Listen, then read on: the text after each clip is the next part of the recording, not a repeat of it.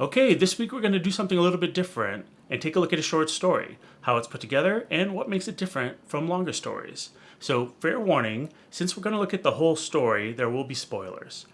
If you're new here, I am writer and artist Dan Finley, and this is The Story Grind, a show where we study storytelling so we can become better storytellers. On today's episode, we are examining issue 1 of Cruel Universe, specifically the very first short story called The Champion. And this is released by Oni Press with the EC Comics logo on it.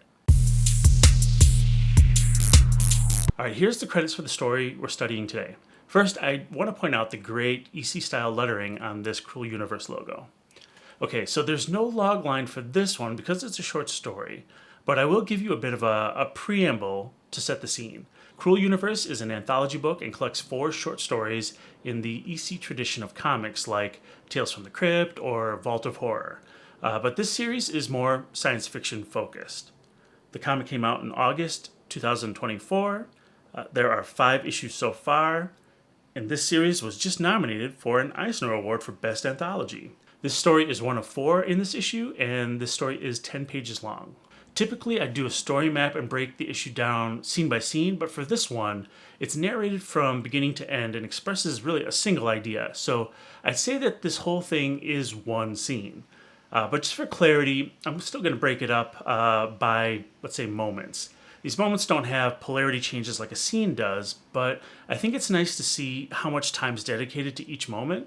I'm just going to call them scenes, though, just to kind of stick with the format of the show. But technically they're not scenes, just so you know. All right, let's get into it. Scene 1, 1 page long. So this scene takes place in present day. We open up with a narration box saying, "Welcome to the Universal Tournament of Champions." The narrator tells us they've seen the show and always wondered where they got their contestants from. We see a man in gladiator-type armor and sword, along with aliens and dinosaurs fighting in an arena, and we get more shots of them fighting. This is our sort of in media res moment. It's just throwing us right into the action. I want to point out the lettering again. See how the narration boxes are in this kind of standard format? That really emulates the EC Comics way of lettering, where they used a device called a Leroy lettering set. It was essentially a stencil guide. I'm glad they continued that tradition with this series. Scene 2, 1 page long. Now we are in a flashback from here on forward until we catch up back to present day. The narrator tells us that he was trading with some pirates when things went bad, and he was essentially kidnapped and trafficked. We see these trafficked people imprisoned and in chains and being walked off a ship. The narrator tells us that the contestants are actually unwilling participants that have to fight or die. The man says he wants a lawyer, but his captors don't care. All right, scene 3, 1 page long. In their prison cells, the man says, "This must be some kind of mistake. This can't be legal." Just a quick side note. Drawing these figures from this angle is kind of hard, so I have to give credit to the artist for drawing this angle, especially a dinosaur sitting like this. Okay, so back to the scene. The man looks at the dinosaur and says, "What chance do we have? Look at that thing. He'll swallow you in 2 bites." The narrator says that these people aren't friends, but enemies, and no one can be trusted. So far, the story has done a great job of setting up the world. We're in a sci-fi future with trafficked individuals who will be forced to fight to the death. Scene 4, 1 page long. The newfound gladiators start suiting up with the help of a woman, including the dinosaur who gets a new coat of paint. The narrator says that first they make you fight for survival, then they turn you into a character, someone you can no longer recognize, someone branded and designed. All right, scene 5, 1 page long. Now we get a shot of some alien kids who are trading the gladiators like trading cards. The narrator says that they're marketed to the universe, traded and collected as a commodity. And we see these kids trading the digital versions of these gladiators between their phones. Scene 6, 1 page long. So this is great. We revisit the prison where we see the same angle as before, but now a lot of the cells are empty. We only have the man, the dinosaur, and a guy with an eye patch left. They all look pretty beaten up. I love how the visual is telling a story here. It's letting us know people have died and there's only a few of them left. The narrator says he's starting to forget his wife and newborn daughter. Now all he sees is an opportunity to kill. They've made him a monster that kills without hesitation. The man says to the dinosaur, "What are you looking at? If you didn't sleep with your eyes open, I'd kill you in your sleep." And we can see that the guy is taking a dump. Scene 7, 1 page long. Now we jump to the gladiators in the arena and see them fighting for the first time. The narrator says that killing for survival turned to killing for fun. We see the man beheading someone and throwing a spear through the dinosaur's face. The crowd cheers and the narrator is loving it more than his own freedom. Scene 8, 1 page long. The next moment is the man in prison next to the dinosaur who happened to survive a spear to the face. The woman who dressed them sneaks into the cell and hooks up with the man. I really love the expression on the dinosaur's face here. He's angry, shocked, and kind of disgusted that this is happening in front of him. It's so well done. The narrator says he's forgotten his wife and family, and the only way to survive is to live in the present. Again, look at the dinosaur here. So sad as he looks behind him. Scene 9, 1 page long. Now new recruits are brought in. The man and the dinosaur are fighting the new guys back to back. The narrator says that now he remembers who he really is. He's not a kill-crazy champion of the people. He doesn't live to see the blood of his enemies. He's not the animal as they see him. The man gets his neck slashed open, and the dinosaur takes a spear through the head. The narrator says that in that final moment, he wasn't angry or sad, but grateful. In that final moment, it all came back.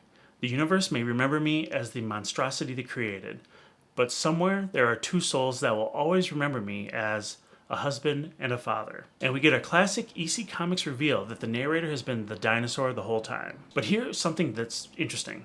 I think in a classic EC comic, they would have stopped here because those comics lived for the twist.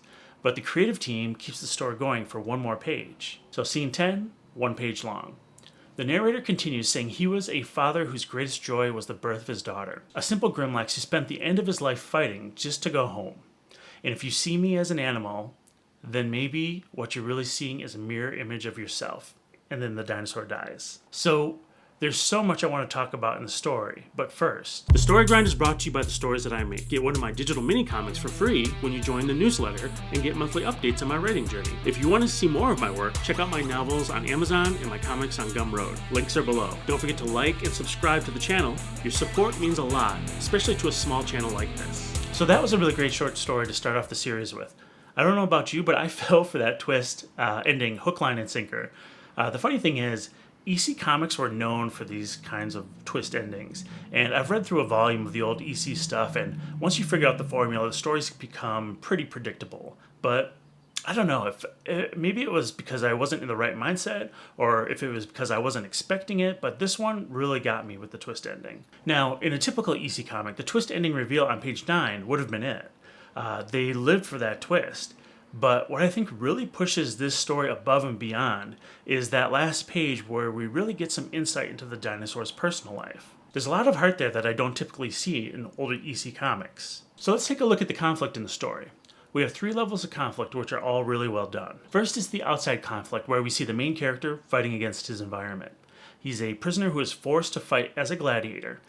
We get a few fight scenes and increasing stakes. The second level of conflict is personal conflict. We see the man arguing and pushing back against the people around him to the point of threatening the dinosaur. We also see some romance. And what's really interesting in the personal conflict is that since there's misdirection in the story, we only see the personal conflict from the man's point of view, not the dinosaur's. In fact, the dinosaur never talks out loud in the story. And it still works because we think the man is the narrator. The third level of conflict is internal conflict. The narration gave us a lot of insight into what the character was thinking. I've mentioned this before, but narration or caption boxes can be overdone. But in this instance, I thought it was a great balance of drama and narration. And there's a lot of narration in this short. We get to witness some great internal character arcs. The first starts on page 2 where we see the man's first experience as a prisoner. He wants a lawyer. He says that there must be some mistake. But by page 7, he's thriving in this environment and loves the roar of the crowd. I know the dinosaur is the one actually saying this, but I'm going to blend the two together. So that's a great arc, from prisoner wanting to be free to someone who wants to be there. What's great is that there's another arc, maybe even the original arc, where the characters eventually find freedom, albeit at a negative charge or an unhappy ending. So we have imprisoned to freedom as an arc, with the idea of him loving being there as a nice bit of nuance. That's a fun move. I'm not sure I would have the courage to do that in a 10-page story. On top of that, we have another little arc added in there with the romance. The woman comes into the prisoner's cell to hook up, and we hear that the narrator has forgotten his family because of his situation. By the end of the story, he's reunited with his family. This arc was the most touching for me. Without it, I think the story wouldn't be as strong. Again, having that arc happen over 4 pages is pretty amazing. But let's take a closer look at what this mini arc does. At the start of the story, the narrator is in prison. At the end of the story, he dies. That's a pretty big bummer of an ending. This little arc that they inserted in the last 4 pages about forgetting the family and then remembering them again gives us a bittersweet ending instead of just the downbeat ending. And that's really interesting to me, especially because it was injected so late in the story. That's something I'll definitely keep in mind as I continue to write my own stories. So what did you think about Cruel Universe's The Champion? Do you have any short stories you think I should check out? Let me know in the comments below. Again, I am writer and artist Dan Finley, and that's it for this episode of The Story Grind. If you like the show, please like, subscribe, hit the bell icon, and share it with your friends. Thanks for watching, and I will see you next episode.